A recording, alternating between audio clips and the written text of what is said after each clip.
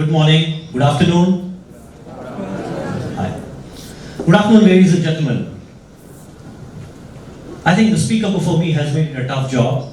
It's like coming to bat after Virat Kohli. Very, very difficult. Let me try. When the organizers got in touch with me about a couple of months ago, they said I need to speak. I said fine. But then came the bombshell. I normally go and speak to colleges, organizations, institutions, where I go and talk about industry, I talk about trends, skills, so on and so forth. But the bombshell here was, we have a theme, you need to stick to the theme. But that was a tough job. What's the theme? They said Misfits, they said geniuses, so on. My God, I didn't even understand. When I heard all the three themes and I said, the third one, completely out of bounds for me. I did some soul searching. I said, genius, that's not my cup of tea. I'm neither one. I'm not even competent to comment on one. Let me keep off this whole stuff. Then I had only two choices left. Thought about it and it said, probably misfit is something that I can identify with.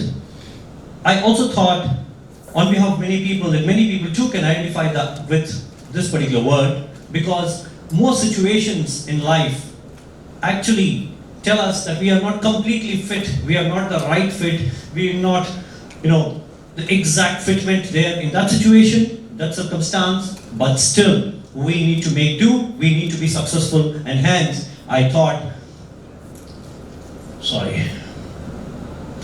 I said, misfit is not all that bad. In most situations, a misfit is not all that bad because one needs to continuously adapt oneself to various situations and then keep reinventing oneself as we go along. But now let's step back and see, why are we talking about all this? Why are we talking about being fit, not fit? Is it a bad thing? Is it a good thing? Why do we need to do all this? It's all about because we all want to be successful. Everybody wants to be successful. Nobody wants to call himself or herself a failure. Everybody wants to say, I have done something phenomenally good, and if we have not been successful, we will definitely do one thing, we will find the reason who has been responsible for my failure. Right? Nobody wants to say, I've been responsible for my failure. Everybody wants to say, I've been only responsible for my success. Now, when we look at these things, I think it's important to understand that what is success all about and how do we define success? How do we define success? Is success being successful individually? Is success being good in whatever you do alone, becoming rich, becoming famous? Or is success all about not just being successful oneself, but carrying everybody around you on the same plane? How can you contribute in your success to the larger ecosystem, the larger world? That is very, very important. And if one has to do this, going back to the earlier point of fitment, I think one needs to always reinvent, rechange, continuously adapt oneself to changing situations and move on. And there are enough and more examples in history, and we will talk about enough and more examples in history, science, technology, and come to the newer startup world too, on how people have metamorphosed themselves as they go along. But before that, what are those three key things that have made people successful irrespective of their fitment in life? The first, I just put across 3 points to say, what are those 3 important things? First, very, very important, be ready for the unknown. Be ready for something that you don't know what is going to hit you. And in today's world, which is a VUCA world, I'm sure many of you have heard about this. This whole world is a VUCA world. It's volatile, it's uncertain, it's complex, it's ambiguous too. So we don't know what's going to hit us all the time. So one needs to be ready for that. The second is, be ready to take out-of-box decisions, out-of-box thinking. Everything is not fit to a pre-planned situation. Things keep changing, learn to adapt to it. What is the second most important thing that one makes one successful? Have attention to detail. Most people fail in most situations, not because they are unfit in that situation, not because they were not made good for that situation, but because they have not gone into the nitty-gritty of that situation. So it's extremely important to get into attention to detail, get to the depth of the matter and understand better. Next, very important, learn to listen well. A lot of people learn to have a liking for their own voice, they love their own voice, they only like to talk. Many people don't listen well. The first most important thing in this is how to listen well. Because only when you listen well, you understand the situation, and hence that contributes to your success, and that success does come to you, not because you were made for the situation, but because you adapted yourself to the situations. And all that I'm talking here, whether being ready for the unknown, listening well, or having an attention to detail, are all things that one can train oneself to be. You are not born or endowed with these qualities at birth, but these are things that we can develop as we go along. One very important piece here again is how to be resilient, how to be perseverant. Success does not come easy to anybody, however good or bad you may be. Do you think the world's best and the businessman gets success easy? Do you think the Prime Minister or the President of a country gets success easy? No. Everybody, whoever, a man on the street or the head of the state of a country, all have to struggle for their success. And hence it's important to be resilient, to be perseverant. And as they say, success doesn't come easy. The good old adage says, try and try till you succeed. So perseverance is the biggest piece that one needs to be at, irrespective of the situation that you are in, irrespective of the qualities that you're endowed with always. Now let's step back and see, we talked about some names in history, science and technology. How many of you recall these names? I'm sure all of you have studied these names at school, general knowledge books, textbooks. If the first two were not there, I think all of us would have been sitting in darkness in this room. There would be nothing called electricity. There would be nothing called light. We would have been putting in darkness. The third man, Charles Darwin, we would not know the science and history of ancestry if he were not there. The fourth man, the man who thought what it is to communicate without being present in person in front of the other person, right? He started that. And the fifth, I don't want to comment, he is been a mathematical genius. Probably what he talked about, wrote about, is something that probably many of us cannot even comprehend in a lifetime. But what's common among all these people? Something was common among all of them. None of them did great at school. None of them did well at college. Some probably did not even attend college, like the last one. Many of your school teachers felt that they are misfits, they are doing well. Probably they were at only one thing. They did what they wanted to do, that particular subject very well. But at a school level, you're expected to do everything very well, right? I mean, from history to science to civics to geography to maths to English, you're expected to do well, and they weren't good at that. But all of us remember them to this day, after so many centuries. And why? Because they were perseverant. What made them successful? They were perseverant, they were resilient, and they had that single-minded devotion to something called goal. That's exactly what they all did. They just did not steer or go off the path on what they wanted to achieve. So the point here is, whether they were considered fit or whether they were considered misfit, whether they were considered even unfit, it did not matter, because they had just one thing in mind, success and goal, and they were at it.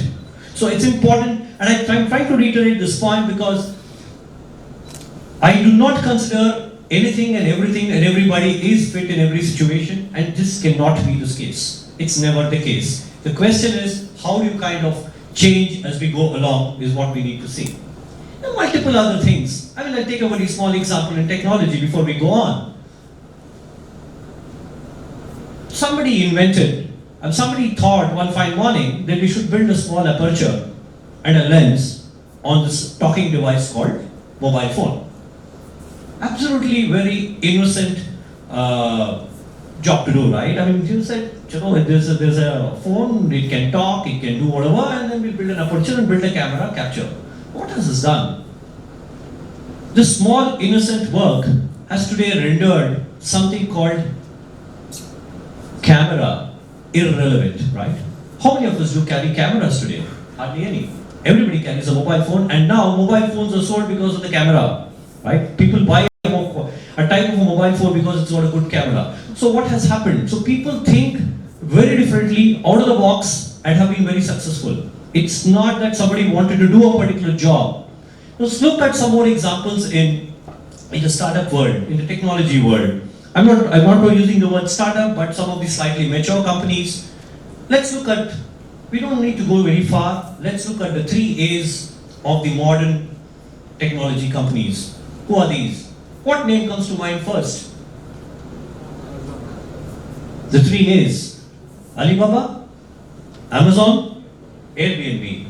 All 3 have disrupted the business, the market, the way the consumer behaves, the consumer works, the consumer thinks. It's completely changed, right? All the 3 have done this. So all of them have, and again going back to these people, they all came from very humble backgrounds. They came from non-tech backgrounds. I mean, it's a known story that the founder of Alibaba was an English school teacher teaching English. He was not a technology, he was not a geek, he was not somebody who knew coding. In the case of Amazon, he's come from the financial world. He was not a technologist. So all these people did it because, and everybody when they started, I'm sure somebody would have said, hey, this is not a cup of tea, huh? Don't get into this. You guys can't do this. I'm sure people told them that. But they were just at it, they were completely at it. They said, I need to succeed, I need to do this, I need to make a mark for myself and society, and they did it. And that's where we're all talking about them today. So what does this mean? This talks about how one is adaptable, how one can be changing oneself, metamorphose oneself in multiple situations in this dynamic world, adapt oneself to this varying situations in this dynamic world, especially given that it is digitally transforming, and hence the speed of transformation or the speed of change is much, much higher than what it was earlier. So all these are success stories of people who have not been the right fit all the time, but still made it successful. Given the audience here, I also want to touch upon something very, very important in the same context, because today being fit or not fit or making oneself fit in a particular situation is all about skill. Today's skill is not about having one kind of skill. It's not about having just a technology skill. It is about attitudinal skills. It is about skills that it's about life skill. Today, you cannot be successful just because you're a great coder. But today, you can be successful because your great attitude, your ability to transform yourself in multiple situations, in multiple inconsistencies, your ability to think differently, your cognitive ability, your collaboration ability. These are skills that people need to have. And again, going back to the point to say that these are not skills one is born with. These are skills which are developed, which are honed by people with time, and people gain them with time. And it's like a saw. You sharpen the saw. How do you sharpen the saw? The more you use, the more it's better. So it's like sharpening the saw. So it's about using these skills, developing these skills, and moving with time, and that's how you become better and more fit in situations as we go. It's a question, it's all about ability to learn, ability to upgrade, ability to keep upskilling oneself all the time. I would want to quote the great Jack Welch, who once said, if you, quote unquote, if you don't have a competitive advantage, he said, don't compete. It's about building your competitive advantage. The import of this quote is that you need to kind of build your competitive advantage. You need to build your skills all the time, every time. It's a continuous journey, it's a life journey. You need to keep doing this all the time to be successful, to be relevant in this competitive, digitally transforming world. And that's a message not just to students, not just to adults, not just to professionals, but to everyone around us, so as to be successful both professionally and in life. But ladies and gentlemen, before I conclude, I want to give us another quote, a very favorite quote of mine from the animation movie. How many of you remember Master Shifu of Kung Fu Panda? I'm sure everybody does. So this is what Master Shifu tells. If you only do what you can do, you will never be better than what you are. So the point here is, one needs to continuously transform, one needs to continuously push oneself to deliver more, deliver higher, deliver better. That's the way you grow in life, irrespective of where you started, what you are endowed with. You can continue to be successful as long as you are at it and strive to do the best. Ladies and gentlemen, thank you very much and all the very best.